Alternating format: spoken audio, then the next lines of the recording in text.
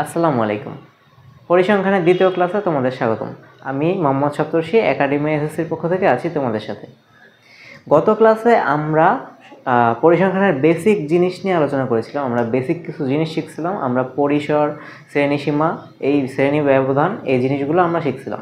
তো আজকে আমরা সরাসরি ম্যাথে চলে যাব। ম্যাথে চলে যাওয়ার আগে তোমাদের একটা জিনিস দরকার হবে, সেটা হচ্ছে শ্রেণী মধ্যমান।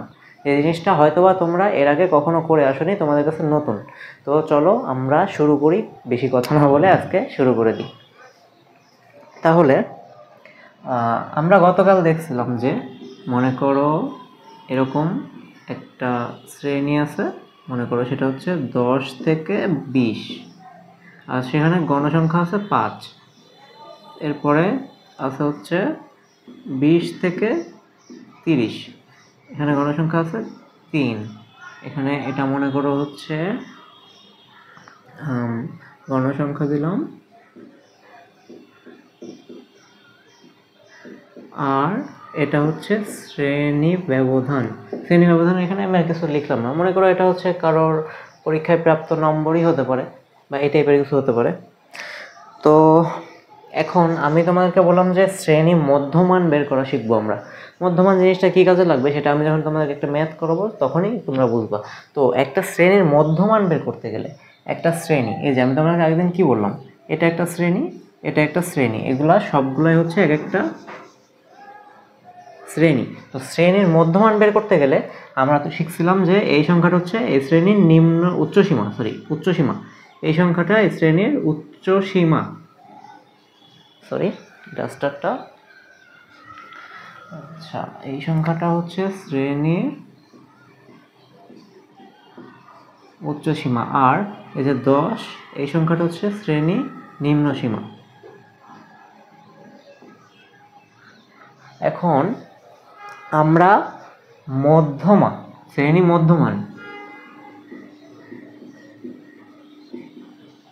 মধ্যমানের সূত্রটা হচ্ছে শ্রেণী উচ্চসীমা। তাহলে আমাদের শ্রেণী মধ্যমানের সূত্র শ্রেণী উচ্চসীমা যোগ শ্রেণী নিম্নসীমা ভাগ 2। তাহলে এখান থেকে আমরা যদি এই শ্রেণীটার মধ্যমান বের করতে চাই, আমরা অবশ্য গেস করতে পারি যে সেটা কত হবে। 10 আর 20-এর মধ্যে যেহেতু সংখ্যাটা থেকে, তো শ্রেণী মধ্যমান 15ই হবে। কিন্তু আমরা এখানে আর কি এই সূত্রটার সাহায্যে দেখি। তাহলে এখানে শ্রেণী উচ্চসীমা কত, 20 যোগ শ্রেণী নিম্নসীমা কত, 10 ভাগ 2 সমান সমান অ্যান্সার আসবে 15। তাহলে এই 15 সংখ্যাটা, এটাই হচ্ছে আমাদের এখানকার শ্রেণী মধ্যমান। তাহলে শ্রেণী মধ্যমান কি আমরা শিখে গেলাম। তাহলে আজকে আমরা এখন সরাসরি ম্যাথে ঢুকে যাব এবং শ্রেণী মধ্যমানটা কী কাজে লাগে সেটাও দেখাবো।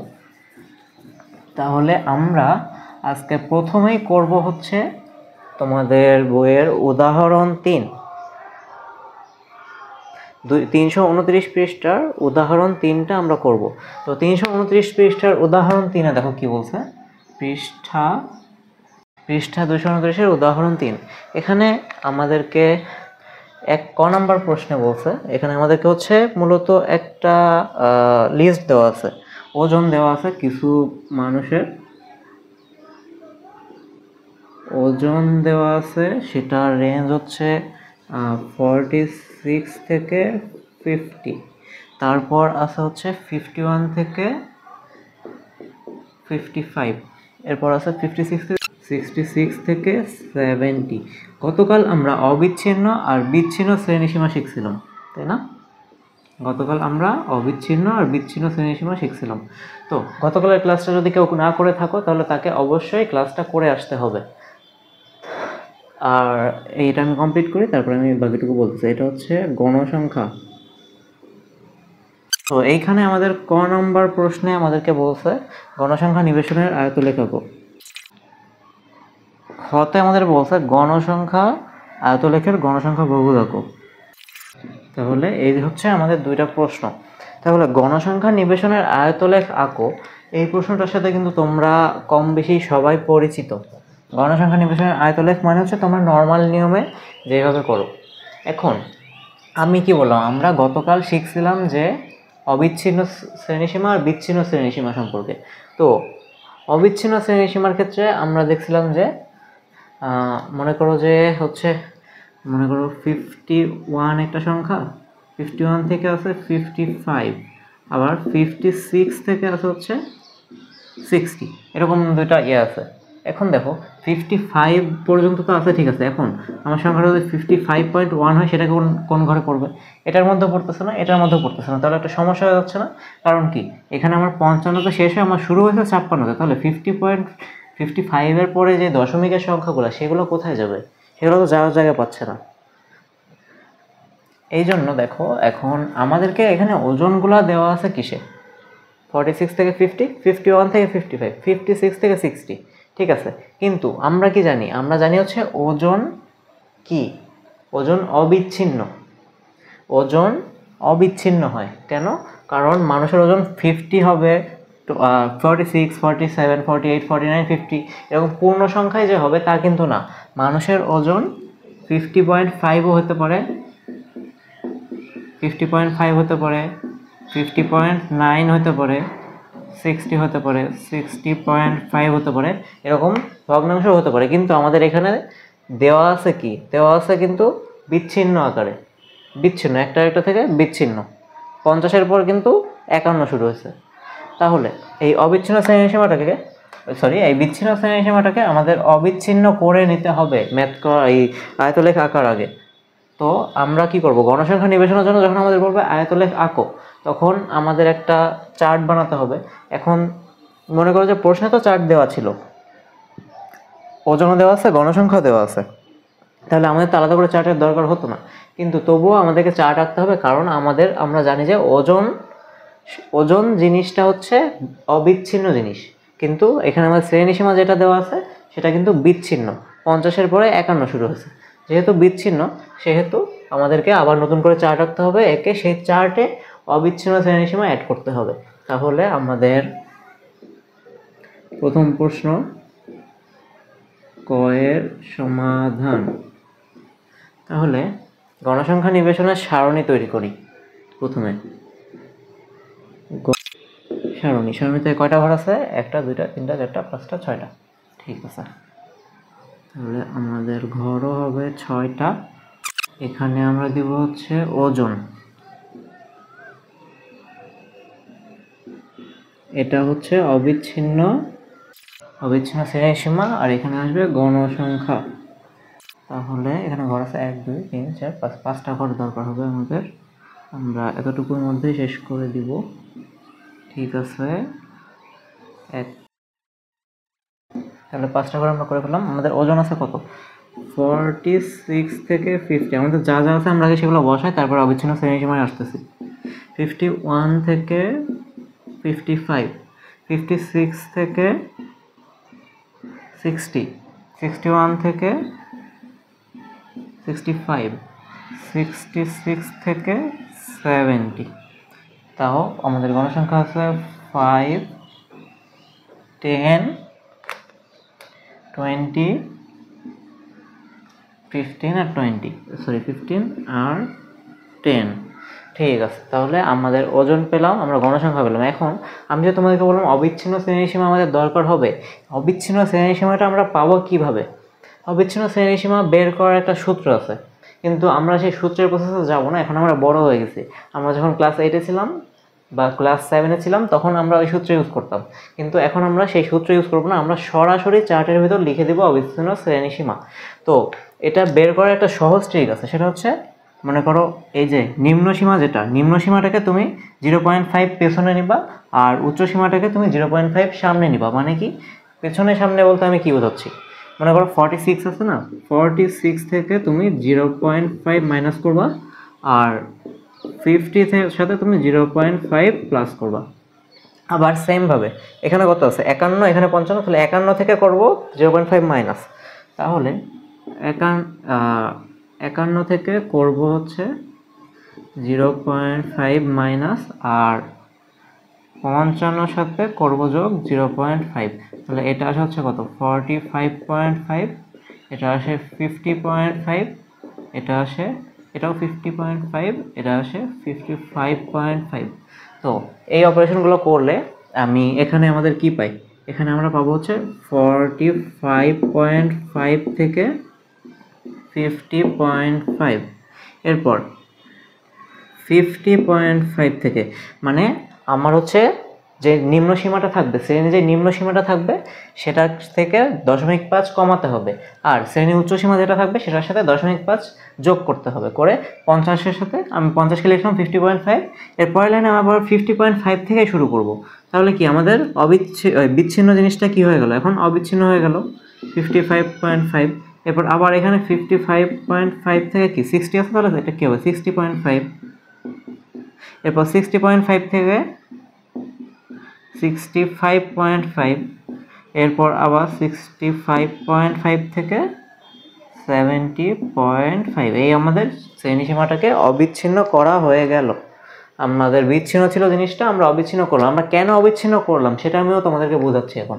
ধরো আমরা যখন এই যে গ্রাফে যখন আমরা প্লট করব, তখন মনে করো যে আমরা তো প্রথমে এখানে একটা ভাঙা চিহ্ন দিই, মনে করো এখানে 0 আছে, এখানে আছে হচ্ছে তোমাদের ওজন, এটা ওজন, আর এটা হচ্ছে গণসংখ্যা। তো মনে করো 46 আছে এখানে, 46 এখান থেকে শুরু, 46 এখান থেকে শুরু, 50 এখানে শেষ, তাহলে 46 এর পরে এটা কি 47, 48, 49, 50। এরপরে মনে করো 51 শুরু কোথা থেকে, এখান থেকে, এটা হচ্ছে 51, 52, 53, 54, এই মনে করো 55, এভাবে চলতেছে। এখন দেখো তোমাদের 50, আমরা কি 46 থেকে 50 করছি, তাহলে সেটা কি, সেটা হচ্ছে 46 থেকে 50, আমি লাল মার্কার নিই। দেখো আমরা 46 থেকে 50 করছি, সেটা কোন অংশে, 46 থেকে 50 সেটা হচ্ছে এই অংশটাই, এই অংশটা, এতটুকু অংশে 46 থেকে 50 ধরে গেছে। এখন এতটুকু অংশে 46 থেকে 50 ধরে যাওয়ার পরে আমাদের দেখো এরপরে আমাদের কই থেকে শুরু হয়েছে, 51 থেকে 55। তাহলে আমাদের শুরু হচ্ছে কোথা থেকে, এই যে 51 এর দাগটা দিয়েছিলাম, 51 থেকে এই 55 পর্যন্ত মনে করো গেল।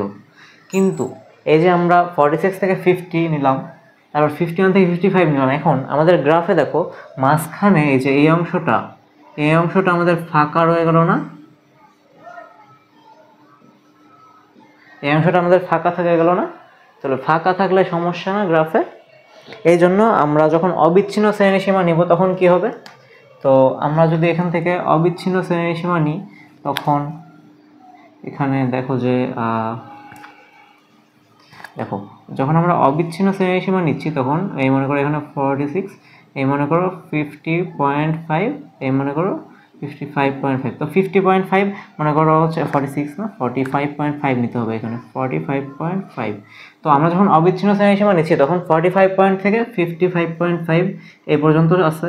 এরপরেরটা কোথা থেকে শুরু, এরপরেরটা শুরু 50.5 থেকে, তাহলে 50.5 থেকে 55.5 শেষ, আবার 55.5 থেকে শুরু হয় 60.5 শেষ। মানে এই জিনিসটা আমাদের আর বিচ্ছিন্ন থাকলো না। আগেরবার আমরা যে দেখছিলাম একটা ফাঁকা জায়গা থেকে যাচ্ছে, সেই ফাঁকা জায়গাটা কিন্তু এই ক্ষেত্রে আর থাকছে না। তো এই জন্যই মূলত আমাদেরকে এই জিনিসটাকে, এই বিচ্ছিন্ন জিনিসটা দেওয়া আছে সেটাকে আমাদের অবিচ্ছিন্ন করে নিতে হবে গ্রাফে বসানোর আগে, তা না হলে গ্রাফটা কিন্তু এরকম ফাঁকা জায়গা থেকে যাবে, যেটা রাখা যাবে না। ঠিক আছে, তাহলে তো আমরা বুঝলাম। তাহলে আমরা এখন গ্রাফটা সহজে এঁকে ফেলি। আমরা আয়তলেখকে অভ্যস্ত নিশ্চয়ই, তাহলে আয়তলেখটা আমরা আঁকি এখন। এই যে আমরা সারণী আঁকলাম, সারণী নিলাম। এখন আমরা কি নেব, আমাদের দুইটা অক্ষ থাকে না গ্রাফের, একটা হচ্ছে এক্স অক্ষ আর একটা ওয়াই অক্ষ। এখন আমাদের এক্স অক্ষ বরাবর আমরা কি নিই, আমরা নিই হচ্ছে শ্রেণীসীমা। এক্ষেত্রে শ্রেণীসীমা কি, এই অবিচ্ছিন্ন শ্রেণীসীমা। তাহলে এখানে আমরা লিখবো অবিচ্ছিন্ন, নিচে নিলাম আমরা অবিচ্ছিন্ন শ্রেণীসীমা এক্স অক্ষ বরাবর, আর আমরা ওয়াই অক্ষ বরাবর এটা কি নিব, আমরা ওয়াই অক্ষ বরাবর নিব হচ্ছে গণসংখ্যা। তাহলে আমরা এক্স অক্ষ বরাবর নিলাম অবিচ্ছিন্ন শ্রেণীসীমা। আমাদের দাগটা বাঁকা হয়ে গেছে, দাগটা সোজা করতে হবে, বাঁকা হয়েছে, হয়েছে মোটামুটি ঠিক আছে। তাহলে এখন দেখো আমাদের অবিচ্ছিন্ন শ্রেণীসীমা কোথা থেকে শুরু, 45.5। তো এখানে আমাদের কত হয়, আমাদের গ্রাফে এখানে হয় 0। যদি এখানে হয় তাহলে আমাদের গ্রাফে 0 থেকে 45.5 অংশটা আমরা তো এখানে বসাবো। তো আমরা যদি মনে করো 45.5 বসানোর জন্য আমরা যদি মনে করো যে 0 থেকে এখানে মনে করো 10 নিলাম, 20 নিলাম, 30 নিলাম, 40 নিলাম, এরকম করি, তাহলে তো আমার গ্রাফটা অনেক বড় জায়গা লাগছে না? এত বড় গ্রাফ আমি কোথায় পাবো? এই জন্য আমার 45.5 আগের যে মানগুলো সেগুলো তো আমাদের দরকার নাই। এই জন্য আমরা 45.5 পর্যন্ত আমরা এখানে একটা এরকম চিহ্ন ব্যবহার করব, দিয়ে এখানে 45.5 দিয়ে শুরু করব। ঠিক আছে, এই পর্যন্ত আমাদের এই চিহ্নটা দিয়ে আমরা বোঝাচ্ছি হচ্ছে 0 থেকে 45.5 পর্যন্ত ঘরগুলো আছে, কিন্তু আমরা সেটু একটু জায়গার মধ্যে সেটুকুকে প্রকাশ করলাম। এরপরে মনে করো এবার আমাদের ঘরগুলো থাকবে, এখন আমাদের ঘর কি থাকবে? 50.5, 55.5, 60.5 এরকম করে 5 করে আগাবে। তাহলে এটা আমাদের কত থাকবে? 50.5, এটা থাকবে 55.5, এটা থাকবে 60.5, এটা থাকবে 65.5, আর এটা থাকবে 70.5। এই গেল আমাদের হচ্ছে 5টা ঘর। তাহলে এখন আমাদের আয়তলেখ আঁকতে হবে। এখন আমরা আয়তলেখ আঁকতে গেলে 45.5 থেকে 50.5 এর মধ্যে গণসংখ্যা। এখন গণসংখ্যার হিসাবটা আমরা নিব কিভাবে? গণসংখ্যা এখানে সর্বোচ্চ গণসংখ্যা কত আছে সেটা আমাদের দেখতে হবে। এখানে আছে হচ্ছে 20।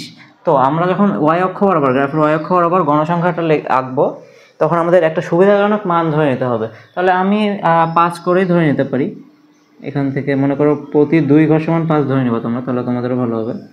5, 10, 15, এই হলো 20। ঠিক আছে, 20 পর্যন্তই আমার দরকার হচ্ছে, তাই আমি 20 পর্যন্ত নিলাম। নেওয়ার পর এখন আমাদের হচ্ছে প্রথম যেটা 45.5 থেকে 50.5 এর মধ্যে কতজন আছে? 5 জন। শুরু কোথায়? 45 পয়েন্ট এইখানে। তাহলে শুরু কোথায়? এইখানে 45 পয়েন্ট। শেষ কোথায়? 50.5। স্টুডেন্ট কজন? 5 জন। তাহলে এই লেভেলে আসবে, এসে এই হলো, হয়ে গেল। ঠিক আছে, এরপরে আমাদের 50.5 থেকে 55.5 এর মধ্যে আছে কত? 10 জন। তাহলে 10 জন হচ্ছে এইখানে, 10 জন এইখানে। 55.5 থেকে 50.5 থেকে 55.5 হচ্ছে আমাদের এইখানে। তাহলে আমাদের এইখানের মধ্যে আছে 10 জন। তাহলে আমার দাগটা কোথায় হবে? এইখানে। এই অনুযায়ী একটা দাগ হয়ে এটা এটার সাথে মিলে যাবে, আর এটা আসবে এটার সাথে মিলবে। তাহলে দুইটা হয়ে গেল। তাহলে 55.5 থেকে 60.5 এর মধ্যে আছে 20 জন, অনেক। তাহলে এই গ্রাফটা একবারে লাফ মেরে একদম 20-তে চলে আসবে। 20-তে আসার পরে এখানে 60.5 পর্যন্ত সেটা কন্টিনিউ করবে। এই হলো, মানে 55.5 থেকে 60.5 এর মধ্যে আমাদের আছে 20 জন, সেহেতু গ্রাফটা এই লেভেলে চলে আসলো।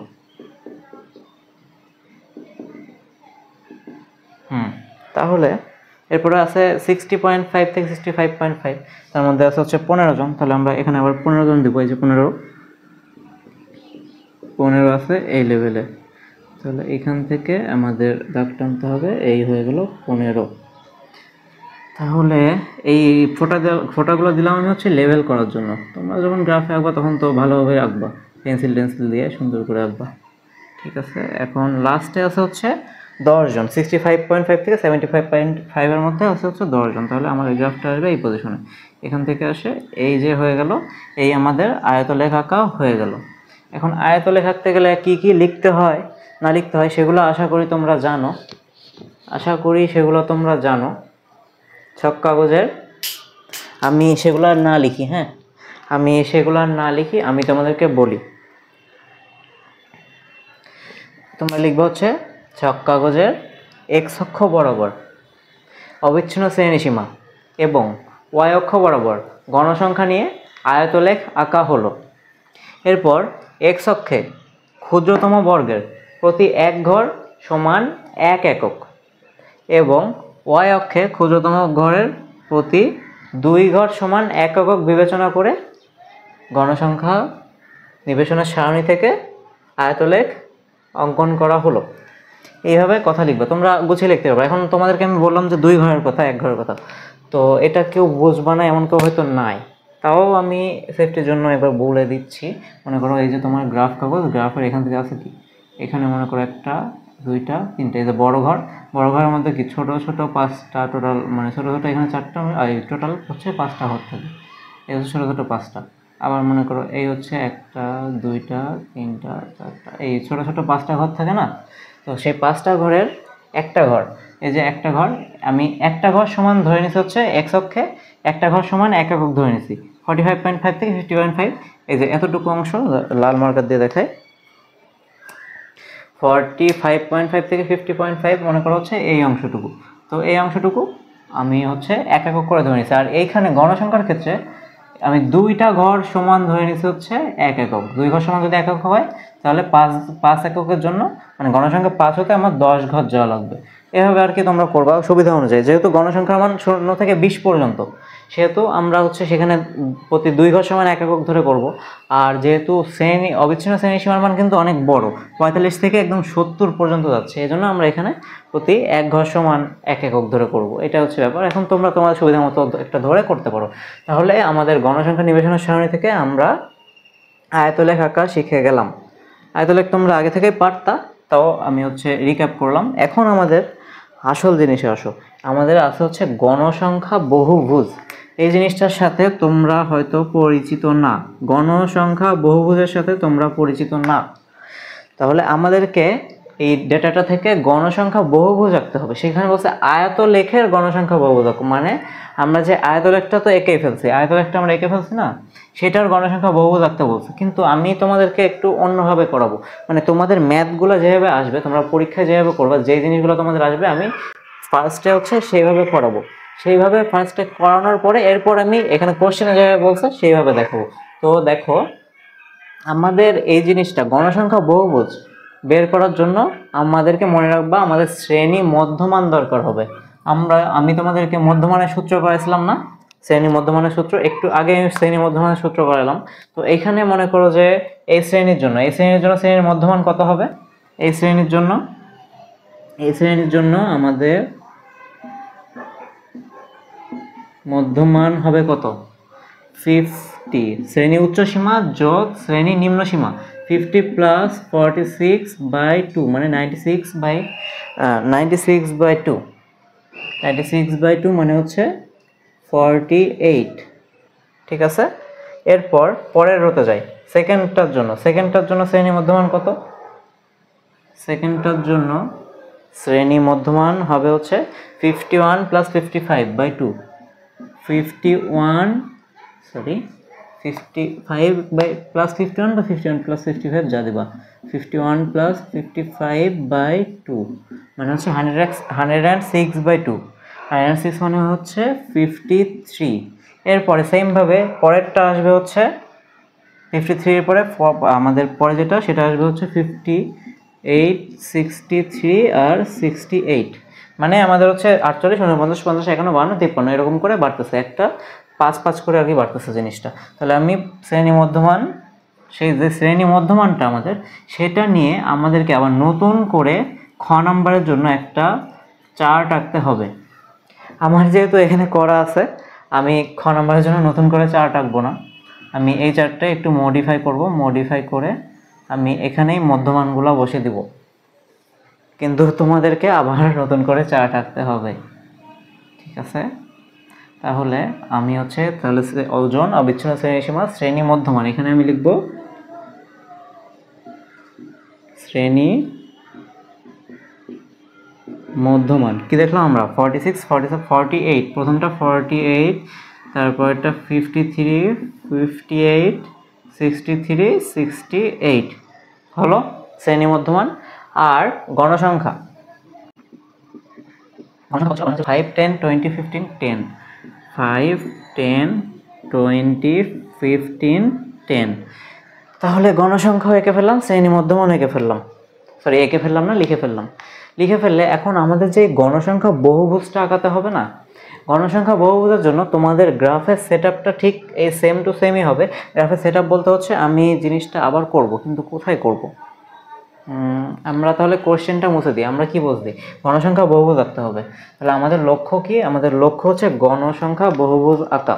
তাহলে আমাদের এই ক নাম্বারটা চেঞ্জ হয়ে হবে এখন খ নাম্বার। আর আমাদের হচ্ছে লক্ষ্য আমরা এখন আঁকবো গণসংখ্যা বহুভুজ। তো গণসংখ্যা বহুভুজ আঁকতে গেলে আমরা গ্রাফটা এবার এখানে করব। আমরা এটা মুছে দিই। এটা মুছে আমরা ওই আগের গ্রাফটা যেরকমভাবে বানালাম ওইভাবেই বানাবো। দেখো আমাদের এই যে আমরা নিলাম, সরি দাগটা একটু সুন্দর করে আঁকাই, যেহেতু তোমাদের প্রথম ম্যাথ করাচ্ছি এটা, সেহেতু সুন্দর করেই করা উচিত। তো নিলাম, নেওয়ার পরে মনে করো এই জায়গাটা হচ্ছে ভাঙা চিহ্ন দিয়ে এখানে আমাদের 45.5 থেকে শুরু, মানে 0 থেকে 45.5 পর্যন্ত ঘরগুলো যে আছে সেটা আমরা বোঝাতে এই চিহ্নটা ইউজ করি। তাহলে এখানে আমাদের হবে 45.5, এরপরে এখানে 50.5, এখানে 55.5, এখানে হচ্ছে 60.5, এখানে 65.5, আর এখানে 70.5। তো এক্স অক্ষে আমরা বসাই দিলাম কি, এক্স অক্ষে বসালাম অবিচ্ছিন্ন শ্রেণীসীমা। আমি আলাদা আলাদা করে লিখলাম না, ওই গ্রাফটা আর এই গ্রাফটা সেম, মানে যে যতটুকু লিখতেছি এইটুকু অবশ্যই সেম। এখন এখানে আমি দিলাম হচ্ছে মনে করো এই 5, এটা কি আমাদের গণসংখ্যা, এটা দিলাম 10, এটা দিলাম 15, এটা দিলাম 20। তোমাদের গ্রাফ মনে করো এটা তোমাদের গ্রাফের এরকম করে ঘর আছে। এখন আমরা আগেবার কি করছিলাম, আমরা আগেবার অবিচ্ছিন্ন শ্রেণীসীমার থেকে আমরা এটা আঁকছিলাম। তো এখন আমাদের দেখো, আমাদের এখন গণসংখ্যা বহুপদীর ক্ষেত্রে তুমি মনে রাখবা যে এখানে কাজ করতে হবে শ্রেণী মধ্যমান নিয়ে, শ্রেণী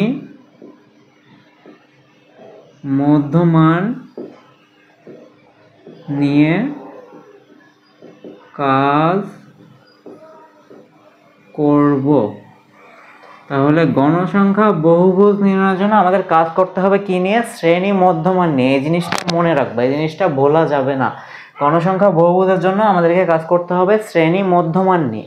তাহলে আমাদের যেই গণসংখ্যাটা এখানে তো আমরা বসাইছিলাম কি, এখান থেকে 5 গণসংখ্যার জন্য আমরা 45.5 থেকে 50.5 পর্যন্ত একটা দাগ টেনে দিয়েছিলাম প্রথমে। এই দাগটা টেনে দিয়েছিলাম, দাগটা টানার পরে এরপরে এখান থেকে মিলিয়ে দিয়েছিলাম। মানে এই গ্রাফটা, এটাকে আয়তলেখ কেন বলে জানো? কারণ আয়তলেখ বলে হচ্ছে, এই যে দেখো এটা একটা আয়তক্ষেত্র না, এই যে আমরা এই জিনিসটা যে প্লট করছি এটা একটা আয়তক্ষেত্র, এই জিনিসটা করছি এটা একটা আয়তক্ষেত্র। তারপরে থার্ড যে 55.5 থেকে 60.5 আঁকছি, এটাও কিন্তু একটা হয়েছে আয়তক্ষেত্র। এই জন্য আমাদের এই লেখচিত্রটাকে বলা হয় হচ্ছে আয়তলেখ। এখানে সবগুলাই এক একটা আয়তক্ষেত্র, এই জন্য এটাকে আমাদের বলা হচ্ছে আয়তলেখ। আর গণসংখ্যা বহুভুজকে কেন গণসংখ্যা বহুভুজ বলা হচ্ছে সেটাও আমরা বুঝবো। আমরা আগে গণসংখ্যা বহুভুজটা আঁকি। তো আমি কি বললাম, গণসংখ্যা বহুভুজের জন্য আমাদের কাজ করতে হবে শ্রেণী মধ্যমান নিয়ে। শ্রেণী মধ্যমান, এখানে দেখো তো শ্রেণী মধ্যমান কত আছে, শুরু হয়েছে কত 48 থেকে, সেটা কিসের ভিতর পড়ে 45.5 থেকে 50.5 এর ভিতর 48। তাহলে 48, এই যে আমাদের জিনিসটা 45.5 যদি হয়, তাহলে মনে করো এটা হচ্ছে 50.5, সরি 50 না 45.5 যদি হয়, তাহলে এটা মনে করো হচ্ছে 46.5, এই দাগটা মনে করো 47.5, এই দাগটা মনে করো 48.5, এই দাগটা মনে করো 49.5, এটা হচ্ছে 50.5। তাহলে আমাদের 45.5, 46, 47, এটা হচ্ছে 48.5, 47.5, 48.5। তাহলে 48 যে সংখ্যাটা, 48 সংখ্যাটা কোথায় হবে, 46, 47, 47.5 আর 48.5, এই দুইটার মাঝে যে সংখ্যাটা সেটাই কি 48 না? এই যে 47.5, 48, এরপর 48.5, মানে কি সেটা হচ্ছে এই মিডল পয়েন্টে হবে। তাহলে আমাদের যে 5 সংখ্যাটা সেটাও এই গ্রাফের এই মিডল পয়েন্টে বসবে। আমাদের গণসংখ্যা কত, 5, গণসংখ্যা 5, সেটা পয়েন্ট হচ্ছে 48। এখানে 48-এর জায়গায় 48 যেখানে আছে ঠিক সেই বরাবর আমাদের 48 যেখানে আছে ঠিক সেই বরাবর আমাদেরকে বসাতে হবে এই 5-এর জন্য। কিন্তু এখানে আমরা আর আগের মতো এরকম করবো না, আমরা এরকম করে একটা ফোঁটা দিব, একটা ফোঁটা দিলাম। ফোঁটা দিয়ে এখন আমাদের কাজ হচ্ছে কি, যে আমাদের গ্রাফটা যেখান থেকে শুরু হয়েছে কত থেকে, 45.5 থেকে শুরু হয়েছে না? তো 45.5 থেকে শুরু হলে আমাদেরকে এই যে ফোঁটাটা এটার সাথে 45.5টা মিলিয়ে দিতে হবে, একটা সোজা দাগ টানতে হবে। একটা সোজা দাগ টেনে আমি জিনিসটাকে মিলিয়ে দিলাম এইটার সাথে, ঠিক আছে, হলো। তাহলে আমাদের প্রথম পয়েন্ট বসানো শেষ। এরপর দ্বিতীয় পয়েন্ট, এখানে আমাদের 50.5 আছে, 50.5 যদি থাকে তাহলে এটা কত 51.5, এটা হচ্ছে মনে করো 52.5, এটা 53.5, এটা 54.5, এটা 55.5। আমাদের মধ্যবিন্দু কত, মধ্যমান শ্রেণী মধ্যমান বা শ্রেণী মধ্যবিন্দু হচ্ছে 53। তো 50.5 যদি হয় তাহলে এটা 51.5, 52.5, এটা 53.5। তাহলে 52.5 আর 53.5 মাঝামাঝি জায়গায় যেটা, সেটাই তো হবে আমাদের 53। তাহলে 53টা কোথায় হবে, 52.51, 52, এই হচ্ছে 53.5। তাহলে এটা হচ্ছে 53, এই যে এই পয়েন্টটা হবে হচ্ছে আমাদের 53, সেটার গণসংখ্যা কত 10। তাহলে এই পয়েন্টটা উঠে যাবে হচ্ছে আমাদের এরকম করে, পয়েন্টটা উঠে যাবে একদম 10 পর্যন্ত। 10-এ এসে একটা এখানে আমরা পয়েন্ট দিব, 10-এ এসে পয়েন্ট দিলাম। এরপরে কাজ কি, এরপরে কাজ এখান থেকে এটা মিলিয়ে দেওয়া আগেরটার সাথে, মানে যেখানে আগেরটা শেষ হয়েছে সেখান থেকে আমরা কন্টিনিউ করে মিলিয়ে দিব। এই মনে করো মিলিয়ে দিলাম। আচ্ছা, একটু আজান দিচ্ছে, আমি একটু পরে কন্টিনিউ করছি, আজানটা শেষ হোক। আচ্ছা ঠিক আছে, তাহলে আমরা দুইটা পয়েন্ট প্লট করে ফেলছি গ্রাফে। এবার আমরা 3 নম্বর পয়েন্টের দিকে যাই। 55.5 এখানে, তাহলে এটা কি 56.5, 57.5, 58.5, 59.5। তাহলে আমাদের লাগবে কত এবার 58। তাহলে 55.5, 56, 57, 58.5 হচ্ছে আমাদের এখানে। তাহলে আমাদের 58 পয়েন্টটা কোথায়, আমাদের 58 যে পয়েন্টটা সেটা হবে হচ্ছে এইখানকার মিডিলে। এই মিডিল থেকে আমাদের উঠতে হবে কত পর্যন্ত জানো, এবার আমাদের উঠতে হবে হচ্ছে গণসংখ্যা যেহেতু 20, সেহেতু একদম এই মাথায়, মানে একেবারে 20 পর্যন্ত, অনেক দূর তো। তাহলে আমাদের পয়েন্ট হবে হচ্ছে 20-তে এখানে, এইটা হবে হচ্ছে আমাদের আরেকটা পয়েন্ট। তাহলে এবার কি করতে হবে, এটার সাথে আমাদেরকে এটা জোড়া লাগাতে হবে এইভাবে। ঠিক আছে, আমরা জোড়া লাগালাম। তাহলে এতদূর কাজ হয়ে গেল। এরপরে আমি তাড়াতাড়ি করে ফেলি, তোমরা আশা করি বুঝছো কীভাবে গ্রাফে প্লট করতে হয়, অনেক সময় চলে যাচ্ছে এই ম্যাথটায়। এরপরে আমাদেরকে আরও একটা ম্যাথ করাতে হবে, এই জন্য আমি একটু তাড়াতাড়ি আগাই। তাহলে তো 60.5 থেকে 65.5-এর জন্য আমাদের এখানে 63, মনে করো 63-এর পজিশন হচ্ছে এইরকম একটা জায়গায়। 63 পজিশন যদি এরকম একটা জায়গায় থাকে, 63-র জন্য আমাদের গণসংখ্যা আছে 15। তাহলে 63-এর পজিশন আমি সেট করলাম এখানে। এবার আমার 15 ঘর পর্যন্ত উঠতে হবে। এখান থেকে গ্রাফ দেখে দেখে, তোমাদের তো গ্রাফে দাগ দেওয়া থাকবে, তোমরা খুব সহজেই করে ফেলতে পারবা, কিন্তু আমার জন্য তো কষ্ট হয়ে যাচ্ছে। এরকম একটা পজিশনে 15, হ্যাঁ 15, এই যে আরেকটা পয়েন্ট, এই পয়েন্টটা এখানে দিয়ে আমি এটা হচ্ছে আগের এখানে আমি আগের সাথে যোগ করে দিলাম এইভাবে। গ্রাফটা একটু খারাপ হয়ে গেল, তাও থাক, সমস্যা নেই। আর লাস্টের পয়েন্টটা হচ্ছে কত 68। তাহলে 65.5 থেকে 75.5-এর মধ্যে এরকম একটা জায়গায় আসবে 68। তার গণসংখ্যা হচ্ছে 10। তাহলে 10টা হবে হচ্ছে এই লেভেলে। তাহলে এটা আসবে হচ্ছে এরকম একটা পজিশনে, আর এখান থেকে আসবে হচ্ছে মনে করো এই যে এখানে সেই পয়েন্টটা, এটা হচ্ছে 68, আর গণসংখ্যা হচ্ছে 15। সেই পয়েন্টটার গণসংখ্যা 10।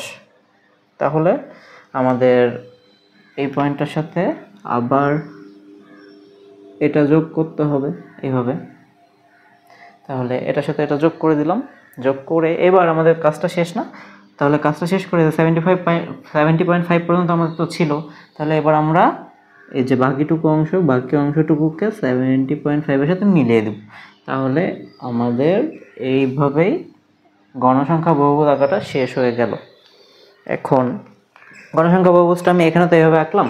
তো গণসংখ্যা বহুভুজটা দেখতে কেমন লাগে সেটা আমি তোমাদেরকে দেখাচ্ছি। এখনই আমি করে ফেলছি, এই যে দেখো আমি দেখাচ্ছি। এই যে আমাদের গণসংখ্যা বহুভুজটা দেখতে কিছুটা এরকম হবে, দেখতে পাচ্ছ? গণসংখ্যা বহুভুজটা দেখতে এরকম হবে। দেখো তো আমার ছবির সাথে মিল আছে, বেশ ভালোই মিল আছে, এতটাও খারাপ আঁকিনি। আচ্ছা ঠিক আছে, তাহলে আমরা গণসংখ্যা বহুভুজ আঁকা শিখে গেলাম। এই জিনিসটা মুছে দিই, দেখতে সুন্দর লাগবে। এখন এই জিনিসটাকে গণসংখ্যা বহুভুজ কেন বলা হচ্ছে, গণসংখ্যা বহুভুজ কেন? বুঝলাম যে গণসংখ্যা দিয়ে কাজ করছি, ঠিক আছে, শ্রেণী মধ্যমান নেই, কিন্তু গণসংখ্যা বহুভুজ কেন? কারণ হচ্ছে দেখো, এই জিনিসটাই আমরা কি করি, আগেরটাই আমরা কি করতাম, আগের গ্রাফটায় আমরা আয়তলেখ বলছিলাম। কারণ হচ্ছে আমরা এইখান থেকে 45.5 থেকে 50.5 পর্যন্ত এই সম্পূর্ণ জায়গাটুকুর জন্য একটা এরকম করে দাগ নিতাম। এই যে এই দাগটা আমরা নিতাম এই 45.5 থেকে 50.5, এই সম্পূর্ণ জায়গাটুকুর জন্য আমরা একটা দাগ নিতাম। দাগ নিয়ে তারপরে এখান থেকে দুইটা দাগ টেনে নিতাম, তাহলে আমাদের একটা করে আয়তক্ষেত্র হয়ে যেত। এই জন্য এটার নাম ছিল আয়তলেখ। আর গণসংখ্যা বহুভুজে দেখো আমরা কাজ করছি হচ্ছে পয়েন্ট নিয়ে, আমরা কিন্তু কোনো রেঞ্জ নিয়ে কাজ করছি না। এখানে 45.5 থেকে 50.5 এটা কিন্তু একটা রেঞ্জ ছিল, কিন্তু আমরা কাজ করছি কি নিয়ে? আমরা কাজ করছি একটা বিন্দু নিয়ে, সেটা হচ্ছে 48, আর গণসংখ্যা ছিল 5। তাহলে সেই 48 বিন্দুটা আমি বসাইছি এখানে, একটাই তো বিন্দু আমাদের এখানে। আগেরটার মতো তো এরকম একটা রেখা না, এরকম তো একটা দাগ না, আগেরটার মতো তো দাগ না আমাদের, এটা একটা আগেরটার মতো দাগ না, এটা হচ্ছে একটা পয়েন্ট। তো এটা পয়েন্ট, এই কারণে হচ্ছে আমাদের এটা এরকম। তো এটা যে করলাম, এটা করার পরে এই যে দেখো এটা হচ্ছে একটা বাহু, এটা একটা বাহু, এটা একটা বাহু, 3টা 4টা 5টা 6টা, আর এই যে এইখান থেকে এত দূর পর্যন্ত এটা একটা বাহু, 7টা। জিনিসটাকে কি দেখতে এখন একটা বহুভুজের মতো লাগছে না? আমরা তো জানি যে এটা হচ্ছে ত্রিভুজ, এটা চতুর্ভুজ, এটা হচ্ছে পঞ্চভুজ, এটা ষড়ভুজ, আর এটা বহুভুজ। তো এই কারণেই এই যে আমরা যে জিনিসটা আঁকবো, এই গ্রাফটা আঁকলে মূলত আমরা এরকম একটা বহুভুজ পেয়ে যাই। এই জন্য জিনিসটার নাম দেওয়া হচ্ছে গণসংখ্যা বহুভুজ, মানে গণসংখ্যার একটা বহুভুজ। আর এখানে নাম দেওয়া হচ্ছে গণসংখ্যা নিবেশনের আয়তক্ষেত্র, গণসংখ্যা নিবেশনের আয়তলেখ। আয়তলেখ এটা হচ্ছে আয়তলেখ মানে আয়তক্ষেত্র, এগুলা এক একটা, এই জন্য এটার নাম আয়তলেখ দেওয়া হচ্ছে, এটার নাম গণসংখ্যা বহুভুজ দেওয়া হচ্ছে। তো আমি তাহলে বহুভুজ বের করার নর্মাল নিয়মটা শিখে গেলাম। যখন তোমাদের কোনো ম্যাথ থাকবে যেখানে বলবে গণসংখ্যা বহুভুজ নির্ণয় করো, গণসংখ্যা বহুভুজ আঁকো, সেখানে তোমরা ঠিক এই প্রসেসে আঁকবা, এই প্রসেসে করবা। এখানে শ্রেণী অবিচ্ছিন্ন শ্রেণীসীমা নিবা, নিয়ে মিডিল পয়েন্টে তোমাদের হচ্ছে সেই পয়েন্টগুলো প্লট করবা, শ্রেণী মধ্যমানগুলো মিডিল পয়েন্টে দিবা, দিয়ে এরকম করে দাগ টেনে টেনে পয়েন্টগুলো বসাবা, দাগ টানবা, পয়েন্ট বসাবা, দাগ টানবা, টেনে এটা কমপ্লিট করে দিবা। শুরুতে এখান থেকে শুরুতে শুরু হচ্ছে, তো এখান থেকে এখানে তো কোনো পয়েন্ট নেই, আমাদের পয়েন্টটা শুরু হয়েছে 48 থেকে, 48টা এখানে ছিল, তাই আমরা কি করছি এটাকে টান দিয়ে শুরু যেখানে সেখানে মিলিয়ে দিছি। আর এখানে শেষ হয়ে গেছে, শেষ হওয়ার পরে 68 তো এখানে শেষ হয়ে গেছে, কিন্তু আমাদের 70.5 পর্যন্ত তো আমাদের রেঞ্জ আছে, তাই আমরা এখান থেকে দাগ টেনে এই পর্যন্ত এটা মিলিয়ে দিছি। ঠিক আছে, তাহলে গণসংখ্যা বহুভুজ বুঝলা। এখন তোমাদের কোশ্চেনে যেটা বলছে, তোমাদের বইতে যেটা করছে সেটাতে আসি। তোমাদের কোশ্চেনে এখানে বলা হয়েছে যে আয়তলেখের গণসংখ্যা বহুভুজ আঁকো, মানে প্রথমে কতে বলছে কি, কতে বলছে, এটা আমাদের খ ছিল, সরি আমরা তো খ নম্বর সমাধান করলাম। এখন কতে বলছে যে আয়তলেখ আঁকো, আয়তলেখ আঁকতে বলছে, আমি আঁকছি। এখন খতে বলছে যে শুধু গণসংখ্যা বহুভুজ কিন্তু বলে নাই। গণসংখ্যা বহুভুজ যদি শুধু বলতো তাহলে আমরা নর্মালি এরকমভাবে এঁকে দিতাম, দিলে আমাদের হয়ে যেত। কিন্তু আমাদেরকে বলছে আয়তলেখের গণসংখ্যা বহুভুজ আঁকো, মানে আমরা যে আয়তলেখটা পাইছি না, আয়তলেখটা আঁকছি, আয়তলেখটা আঁকার পরে এবার এই আয়তলেখ থেকে আমাদের গণসংখ্যা বহুভুজটা আঁকতে বলছে। মানে আয়তলেখটা আঁকবো, আয়তলেখটা আঁকার পরে আমরা আয়তলেখটা এরকম রাখবো, রেখে এই আয়তলেখের উপরেই আমরা গণসংখ্যা বহুভুজটা আঁকবো। আমরা নতুন করে আবার একটা গ্রাফ নিব না, নতুন করে একটা গ্রাফ না নিয়ে আমরা আয়তলেখের উপরেই গণসংখ্যা বহুভুজ আঁকবো। সেটা কীভাবে? তাহলে এই সেম প্রসেস, আমাদেরকে 48 যে বিন্দুটা সেটাকে প্লট করতে হবে কোথায়, সেটা হবে এরকম একটা জায়গায়, সেটার গণসংখ্যা হচ্ছে 5, 48-এর জন্য গণসংখ্যা 5, সেটা কোথায় হবে? সেটা হচ্ছে এই যে এরকম একটা পজিশনে, এখান থেকে মিডল বরাবর এই যে একটা পজিশন, এরকম একটা পজিশনে। তারপর আমাদের হচ্ছে 53 কোথায় হবে? এই দুইটার মাঝামাঝি জায়গায়, এখানে। এটা আঁকা সহজ, এখানে তো আমাদের জায়গাগুলো চিহ্নিত করাই আছে, শুধু এখানে একটা করে ফোঁটা দিয়ে দেবো এরকম। ঠিক আছে, তাহলে এখানে হচ্ছে 58, এটা 58, এটা 63, আর এটা 68। তাহলে গণসংখ্যা বহুভুজ এখন আমরা এখান থেকে কীভাবে আঁকবো? সেই সেম প্রসেস। প্রথমে কি, এখান থেকে তুমি এই পয়েন্টটা যোগ করে দিবা, যোগ করে দিলে আসলো এরকম, এরকম আসলে এখন এইটার সাথে যোগ করবা এটা, এটার সাথে যোগ করবা এটা, এটার সাথে যোগ করবা এটা, এরপরে এটার সাথে যোগ করবা এটা, আর এটার সাথে কি যোগ করবা? এই যে লাস্টের যে জায়গাটা শেষ হয়েছে এটা, এটা যোগ করলে এই যে হয়ে গেল আমাদের আয়তলেখ থেকে গণসংখ্যা বহুভুজ। দেখো দুইটার চেহারা কাছাকাছি, দুইটার চেহারা কাছাকাছি না, একই রকম, শুধু এই যে আয়তলেখটা আঁকছিলাম সেই আয়তলেখটার উপরেই আমরা করে ফেললাম, এটাই হচ্ছে পার্থক্য। তোমরা বইতেও দেখবে এইভাবেই করা আছে। তাহলে আমরা গণসংখ্যা বহুভুজ শিখে গেলাম।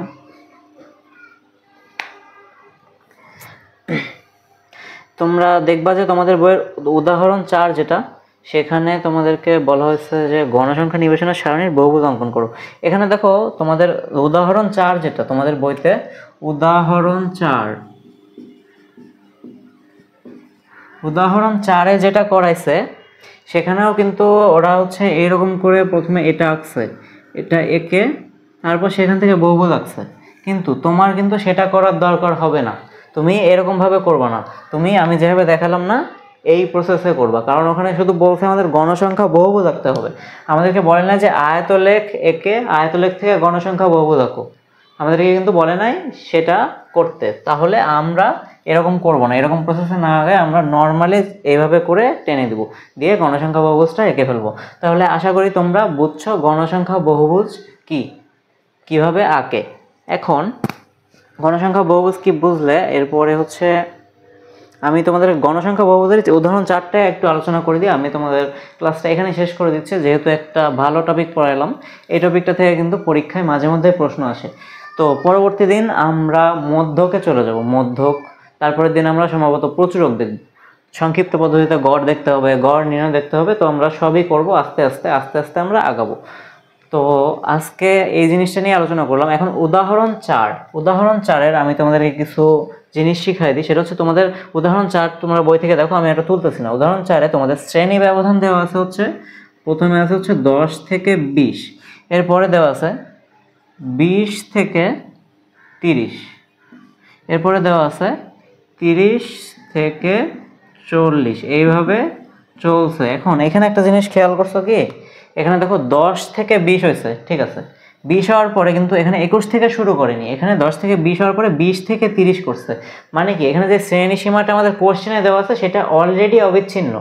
আমরা কি করছিলাম, এখানে আগেরটায় আমরা আলাদা করে অবিচ্ছিন্ন করে নিছিলাম, কারণ আমাদের কোশ্চেনে দেওয়া ছিল 46 থেকে 50, 51 থেকে 55, এখানে একটা গ্যাপ ছিল, 50 আর 51-এর মধ্যে একটা গ্যাপ ছিল। সেই গ্যাপটা পূরণ করার জন্য আমরা অবিচ্ছিন্ন শ্রেণীসীমা করে নিয়েছিলাম।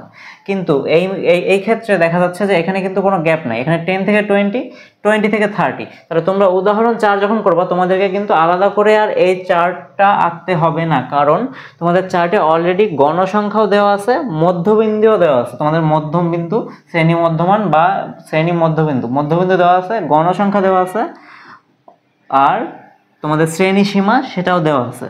শ্রেণী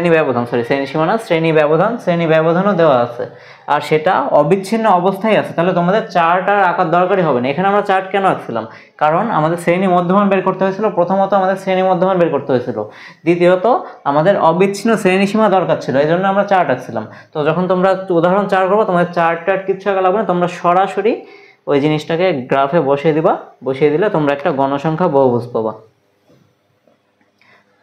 তাহলে তোমাদের গণসংখ্যা বহুভুজটা হবে হচ্ছে এরকম, ঠিক আছে। তাহলে এটা বুঝলাম। তাহলে আমি আজকের মতো এখানেই শেষ করে দিচ্ছি। আমি তোমাদেরকে HW কোনটা দেওয়া যায় তাহলে আমি সেগুলো লিখে দিই, তোমাদের হোমওয়ার্ক। তাহলে আজকে তোমাদের HW থাকবে হচ্ছে, আমি শুধু গণসংখ্যা বহুভুজের টপিকগুলোই দিব তোমাদেরকে। HW অবশ্যই করবা, করে আমাদের ইনবক্সে HW ছবি তুলে তুমি সেন্ড করবা, আমি দেখে দিব সেটা হয়েছে নাকি হয়নি। তোমরা বইয়ের পিছনেও অ্যান্সার মেলাতে পারবা। তো আমি HW দিব হচ্ছে উদাহরণ 4। তাহলে উদাহরণ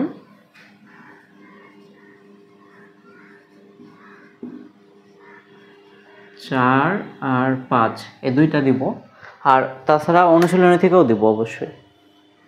উদাহরণ 4 আর 5-এই এই অঙ্কগুলো হয়ে যায়, আর অনুশীলনীতে আমি যাই, আমি বইটা চেক করতেছি।